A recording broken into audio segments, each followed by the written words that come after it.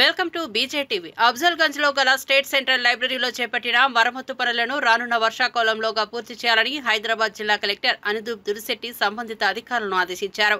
మంగళవారం హైదరాబాద్ అఫ్జల్గంజ్ లో గల రాష్ట్ర కేంద్ర గ్రంథాలయంను కలెక్టర్ ఆకస్మికంగా సందర్శించి గ్రంథాలయంలోని అన్ని విభాగాలను పరిశీలించారు. కేంద్ర గ్రంథాలయంలో 5.5 కోట్ల వ్యయంతో చేపట్టిన మరమ్మతు పనులు పరిశీలించి పనులను త్వరితగతిన వర్షాకాలం రాకముందే పూర్తి చేయాలని అధికారులను ఆదేశించారు. కేంద్ర గ్రంథాలయంలోని రిజిస్టర్లను, టెక్స్ట్ బుక్స్ విభాగం, digital library, computers, xerox machine, పాఠ్య పుస్తకాల విభాగాలను పరిశీలించారు. గ్రంథాలయంలో పోటీ పరీక్షలకు సంబంధించిన పుస్తకాలు తెలుగులో ఉన్నాయా, గ్రంథాలయంలో ఇంకా ఏమైనా పుస్తకాలు కావాలా అని చీఫ్ లైబ్రేరియన్ అడగ్గా కేంద్ర గ్రంథాలయంలో వివిధ భాషలకు చెందిన 5,31,000 పుస్తకాలు గలవని లైబ్రేరియన్ తెలిపారు.